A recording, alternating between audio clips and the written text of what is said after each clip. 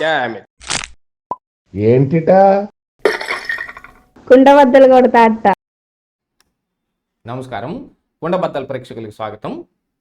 Professor Nageshwar YCP కలిసి ఆడుతున్న ఒక గేమ్ ఈ రోజున బయటపడిపోయింది. మొన్న ప్రొఫెసర్ చేసిన కొన్ని వ్యాఖ్యలు అమిత్ షా, పవన్ కళ్యాణ్, మనోహర్ తోటి ఇలాగన్నాడు అని చెప్పిన అది వైసీపీ ఇచ్చిన స్క్రిప్టే అని చాలామంది ఈ రోజున అభివర్ణిస్తున్నారు. దీని వెనకున్న అసలు రహస్యం ఏమిటనేది ఈ వీడియోలో నేను ఖచ్చితంగా మీ ముందు బయట పెట్టే ప్రయత్నం చేస్తాను. ఎందుకంటే ప్రొఫెసర్ ఖచ్చితంగా ఈ డ్రామా ఆడితే వైసీపీకి ఎన్నో రకాలుగా ఉపయోగం, ఆ వైసీపీకి ఉపయోగం జరగటం ఒక్కటే మరి ప్రొఫెసర్ లక్ష్యం కూడా. చంద్రబాబు నాయుడు అని అంటే అకారణమైన ద్వేషం ఎందుకుంటుందో మరి ఎవరికి తెలియదు. జగన్మోహన్ రెడ్డి అంటే అంత ప్రేమ ఎందుకు ఒలగబోస్తున్నాడు అనే దానికి మరి ఇప్పుడు బయట నడుస్తున్న వ్యవహారం ఖచ్చితంగా మరి పరిగణలోకి తీసుకోవాలి. పేటీఎం అని ప్రొఫెసర్ను కూడా అందులో కలిపేశారనుకోండి. కాకపోతే గత కొన్ని నెలలుగా ప్రొఫెసర్ చేస్తున్న కొన్ని కామెంట్స్ మీద కుండబద్దల్లో మనం కూడా వీడియోలు చేసాం. మనం వేరే ఛానల్లో కూడా నేను మాట్లాడటం కూడా జరిగింది. ప్రొఫెసరు చేసే ప్రతి వ్యాఖ్యని సాక్షి మీడియా పేపర్లో వేసుకోవటము, లేకపోతే మీడియాలో దాన్ని ఉదహరిస్తూ మరి ఆ విషయాన్ని బయట పెట్టడమో జరుగుతుంది. ఇలాంటి సమయంలో ఇప్పుడు ప్రొఫెసర్ నాగేశ్వర్తో ఈ పవన్ కళ్యాణ్, మనోహర్ల మధ్య జరిగిన ఈ వ్యవహారాన్ని ఒకటి బయట పెడుతున్నట్టుగా కొన్ని సూచనలు ఇచ్చాడు. అంటే బీజేపీ యొక్క ప్రాపగాండా ఖచ్చితంగా జగన్మోహన్ రెడ్డికి ఉంది, వాళ్ళ ప్రాపకం సంపాదించిన తర్వాతే జగన్మోహన్ రెడ్డి ఇలా ఉన్నాడు. ఇలాంటి వ్యాఖ్యలతోటైతే నేనేం విభేదించను. ఎందుకంటే అలాగా నిజంగా జగన్మోహన్ రెడ్డిని ఏ రకంగా చూస్తుంది బీజేపీ అనేది మనకందరికీ తెలిసిందే. కాకపోతే ఇందులో ప్రొఫెసరు ఆ నెరేటివ్లో ఆ సందర్భంలో చెప్పటం ఒక్కటే ఇక్కడ తేడా కొడుతుంది. అలాంటి సందర్భంలో ప్రొఫెసర్ చేత చెప్పించారు. వైసీపీ ఆడుతున్న ఒక గేమ్ ప్లాన్ ఇది అనేది ఖచ్చితంగా అర్థమైపోతుంది. దీని వెనుకున్న అసలు గేమ్ ప్లాన్ ఏమిటి అని అంటే, ఇలాంటి సందర్భాలు వచ్చినప్పుడు మరి జన సైనికులు కూడా దీని మీద వెనకడుగు వేయకుండా ప్రొఫెసర్ మీద కేసులకు వెళ్తారు. మరి జనసేన కూడా తమ ఉనికిని కాపాడుకోవడానికి ఏదో ఒకటి చేయాల్సిన అవసరం ఉంటుంది కాబట్టి వాళ్ళు కూడా కేసులకు వెళ్ళే అవకాశం ఉంది. అందుకని ఈ రోజున చూశారంటే ప్రొఫెసర్ నాగేశ్వర్ మీద జన సైనికులు ఆంధ్ర రాష్ట్రం అంతటా కేసులు పెట్టారు. దానికి ఆయన సింపుల్గా టీవీలో ఈ వ్యాఖ్యల్ని నేను వెనక్కి తీసుకుంటున్నాను, నేను ఏ నెరేటివ్లో చెప్పాను అనేది మీరు అక్కడ తీసుకోవడం లేదు, అంటే ఆ సందర్భం ఏ సందర్భంలో చెప్పాడు అనే దానికి ఒకసారి చూస్తే కనుక ఆయన వ్యాఖ్యానం చేస్తుంది, ఆయన అనాలిసిస్ చేస్తున్న విషయంలో ఇది అప్రస్తుతంగానే కనపడుతుంది. ఇదేమి అవసరమై చెప్పిన దానిలాగేం కనపడటం లేదు. అయినప్పటికీ ఈ విషయాన్ని బయట పెట్టడం అనే ఒక ఉద్దేశం ప్రొఫెసర్ది కనపడుతుంది. ఎందుకని ఇలా బయట పెట్టాడు అంటే, ఇప్పుడు ఈ కేసుల ద్వారా కూటమి ప్రభుత్వం ఏమైనా ప్రొఫెసర్ లాంటి వాళ్ళని కూడా అరెస్ట్ చేస్తే, ఎందుకంటే గతంలో పోసాని కృష్ణమురళినో లేకపోతే మొన్ననే మరి సిపిఆర్ఓగా జగన్మోహన్ రెడ్డికి ఉన్న ఆ రవీంద్రను అరెస్ట్ చేస్తే జరిగిన గోలంతా చూసాం. ఇప్పుడు ప్రొఫెసర్ లాంటి వాళ్ళని, న్యూట్రల్ పీపుల్ను కూడా అరెస్ట్ చేపిస్తే, ఎందుకంటే గతంలో జగన్మోహన్ రెడ్డి ఇలాగనే సిఐడి చేత అరెస్టులు చేపించి ఆయన పెద్ద అబాస్ పాలయ్యాడు. ఆ వ్యవహారాన్ని చూసిన తర్వాత ఇప్పుడు కూటమి ప్రభుత్వం ఇరుక్కుపోవాలంటే కనుక ఖచ్చితంగా ప్రొఫెసర్ లాంటి వాళ్ళు అరెస్ట్ అవ్వాలి. అలాంటి అరెస్ట్కి ఒక ప్లాన్ జరుగుతుంది.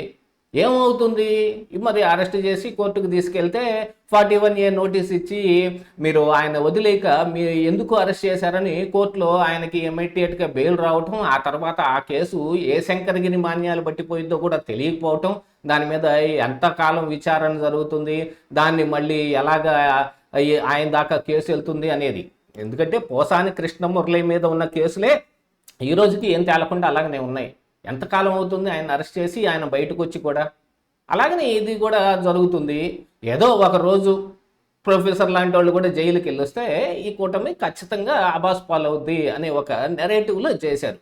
అలా కాదు, కూటమి ప్రభుత్వం అరెస్ట్ చేయలేదు అనుకుంటే ప్రొఫెసర్ నాగేశ్వర్ లాగా ఇంకా కొంతమందిని ఇలా రెచ్చగొట్టే వ్యాఖ్యలు చేపిస్తారు.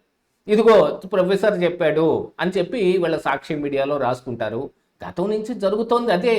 ఈ ప్రొఫెసర్ లాంటి వాళ్ళ చేత వీళ్ళు మాట్లాడించటం, ఆ మాట్లాడిన దాన్ని ఇదిగో న్యూట్రల్ పీపుల్ ప్రొఫెసర్ లాంటి వాళ్ళే మాట్లాడుతున్నారని వీళ్ళు పేపర్లో టీవీల్లో ఓదరు కొట్టేసుకుంటే వాళ్ళకి కావాల్సిన పని జరిగిపోతుంది. ఏవిందో ఇప్పటికీ మరి పవన్ కళ్యాణ్ కానీ మనోహర్ కానీ కలిసి వెళ్ళి అమిత్ షాని కలిసింది ఎప్పుడు అని అంటే అది ఎప్పుడో ఎన్నికల ముందు సందర్భాన్ని చూపిస్తా ఉన్నాడు ప్రొఫెసర్ కూడా. అప్పుడు జరిగిన ఆ సందర్భానికి ఇప్పుడు జరుగుతున్న వ్యవహార శైలికి ఏమైనా పొంతన ఉందా అనేది ఒకసారి చూసుకోవాలి.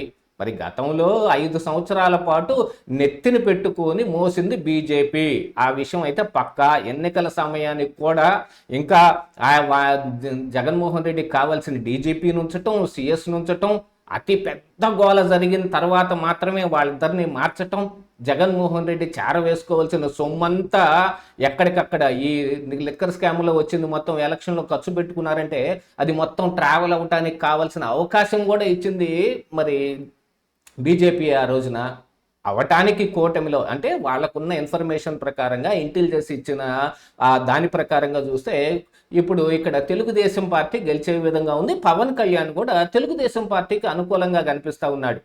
ఇటు బీజేపీ తోటి పొత్తున్నా ఇప్పుడు కాదు బీజేపీ మేము రామనుకుంటే పవన్ కళ్యాణ్ బీజేపీతో విడిపోయి టీడీపీ తోటి జట్టు కట్టే విధంగా కూడా కనిపించటం వలన బీజేపీ ఏం చేసింది, ఆంధ్ర రాష్ట్రంలో ఉన్న 25 సీట్ల మీద కన్నేసి ఎవరు గెలిస్తే మనకేమిటి, చంద్రబాబు నాయుడు అయితే మనకేమిటి, జగన్మోహన్ రెడ్డి అయితే మనకేమిటి, ఎవరు గెలిచినా ఎంతమంది మరి వైసీపీలో 4 ఎంపీలు ఉన్నా, ఇందులో 21 ఎంపీలు ఉన్నా 25 గంపగుత్తగా బీజేపీకి అకౌంట్లోనే ఉన్నాయి. ఏ బిల్లు వచ్చినా జగన్మోహన్ రెడ్డి కూడా వెనక ముందు ఆలోచించకుండా బీజేపీకి సపోర్ట్ చేస్తున్నాడు కదా. అందుకని ఆ ఉద్దేశంతో ఆ రోజున బీజేపీ కూడా మరి కూటమితో జట్టు కట్టింది.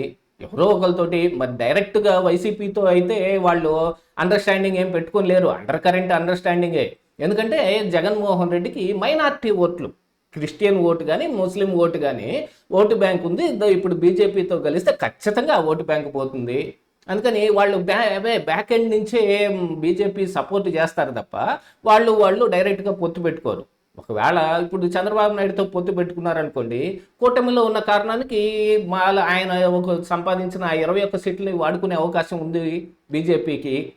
చంద్రబాబు నాయుడు కూడా ఆ రోజు కేంద్రంలో ఎవరు వచ్చే అవకాశం ఉందో వాళ్ళతోనే పొత్తు పెట్టుకుంటానికి కూడా సుముఖంగా ఉన్నాడు. అన్ని దారులు కలిసి వచ్చినాయి కాబట్టి ఈ రోజున ఉన్నారు. నిజంగా చెప్పాలంటే Jaganmohan Reddy longest friend, professor చెప్పినట్టు చంద్రబాబు నాయుడిని షార్ట్ టర్మ్ ఫ్రెండ్గానే చూస్తున్నారు. కాకపోతే మరి రేపు వచ్చే 29 ఎన్నికల్లో నిజంగానే జగన్మోహన్ రెడ్డి మళ్ళీ గెలుస్తాడు అనే కనుక ఇంటెలిజెన్స్ రిపోర్టు మరి అమిత్ షాకో లేకపోతే మోడీకో ఉందనుకోండి, నీ కూటమి నెట్టనీలోనే చీలిపోద్ది. పవన్ కళ్యాణ్ని నువ్వు ఎట్టనో కొట్టి ఇటు వచ్చేసాయని ఒప్పించే అవకాశాలు కూడా ఉంటాయి. దాంతోపాటుగా ఇప్పుడు ఒకవేళ జగన్మోహన్ రెడ్డి అంటే ఇప్పుడు మావిగన్ లాంటివి అన్నీ ఎత్తుకుని ఆయన అబాసు పాలవుతున్నాడు కాబట్టి ఆయన గెలవడు అని అనుకుంటే ఇదే అండర్ కరెంట్ మెయింటెనెన్స్ చేస్తారు. కానీ జగన్మోహన్ రెడ్డికి ఇప్పుడు ఏం అవసరం అయి కూర్చుంది అని అంటే బీజేపీ ప్రాపకం నాకు ఖచ్చితంగా ఉంది అని చెప్పుకోవాల్సిన అవసరం ఈ రోజున జగన్మోహన్ రెడ్డికి వచ్చింది. బాహాటంగా చెప్పుకుంటేనే ఇప్పుడు ఏదో ఆయనకు ఒక ఉపయోగం జరిగే విధంగా కనపడుతుంది కాబట్టి ఇలా ప్రొఫెసర్ లాంటి వాళ్ళతోటి కుట్రలు చేస్తున్నాడు. ప్రొఫెసర్ కూడా అందులో భాగమైపోయి వైసీపీకి దాసోహం అయిపోయాడు అనేది పట్టబయలైపోయింది. ఇదే ఈరోజు కొండ బద్దలు.